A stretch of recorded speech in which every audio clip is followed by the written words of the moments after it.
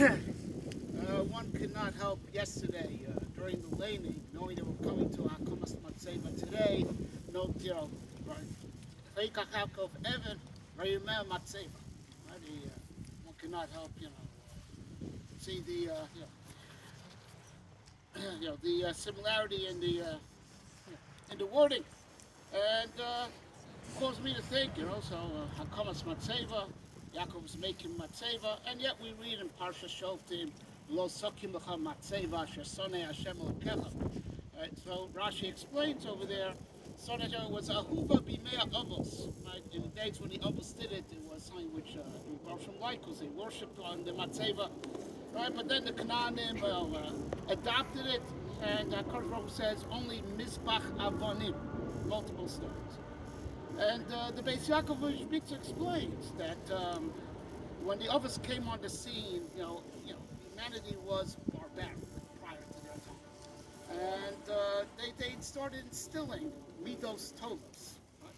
Avraham Avinu chesed, and Yitzchak Avinu gvura, and Yaakov Avinu the balance of tiferes, all midos tovos, and that really was the definition of being Jewish before Matan Torah. We were different from all the nations because of these good midas that we had from the Avos. And every midah is a stone. Right? But after Matan Torah, the rules changed. You're supposed to be dynamic, not supposed to be, my father was, of course, born with a great nature, really great nature. But you're not supposed to be happy just with the great nature that you're born with. That's good for Canaanim, right? It's the best you can expect from them, right? That they should be of good nature. Our good nature, that's our starting point. We're supposed to be a Mizbach Avonim. We're supposed to look for new experience, get out of the comfort zone, experiment with new things, synthesize new ideas. And like we mentioned by the Shloshim, my father's a man,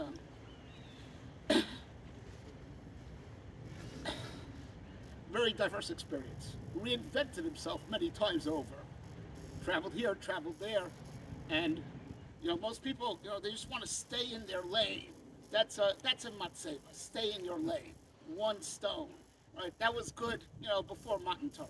But after that, we're supposed to look for the new experiences, the new ideas, and also not let any type of adversity knock us down. And which, of course, if you come back from the adversity, you have a whole new perspective. Mizbach Havonim. You're supposed to have a diverse life, a colorful life, a life of always new ideas, new challenges. That's what Baruch Hu wants for us, which my father exemplified. But that's while a person's alive, right? But la mesim chavshi, right? After a person's nifter, that job is over, and you're back to matzeva. You're locked in on a position, but it's a position based on what you attained during your life. But eino dome, right? The way you were in heaven before you were born, and the way you are after you've gone through life, a life of so many experiences and so many growing experiences, so many lessons. Right? The neshama before it was born was, as it were, for lack of a better word, flat. It was only in heaven. Right? After a life in this world and building up a connection, with earth, with the body, it's now multidimensional. The end of the Matzeiva, it says in Kisvei Ariyos, this is where the parts of the nefesh that stay with the guf dwell.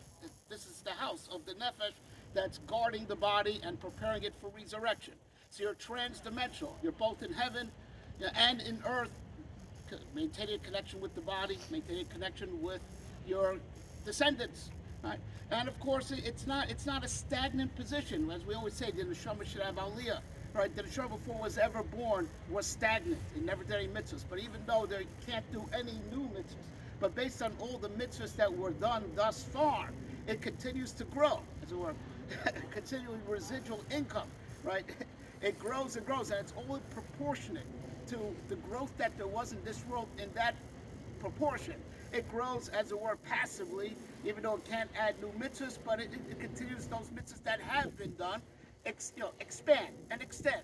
And the Shema reaches a higher and higher place in heaven every year, right? And the guf gets more and more refined on earth in preparation for the Tchias Ve'Sher B'Yameinu, the Baruch Hu should help, which I learned from my father, right? The zest for life, sense of adventure, trying new things, and most of all, always getting back up, get knocked up, now you get back up, and that's really, that sets the tone, because where does it all end? Tchias HaMesim, getting back up again. B'meir b'yameinu. Amen.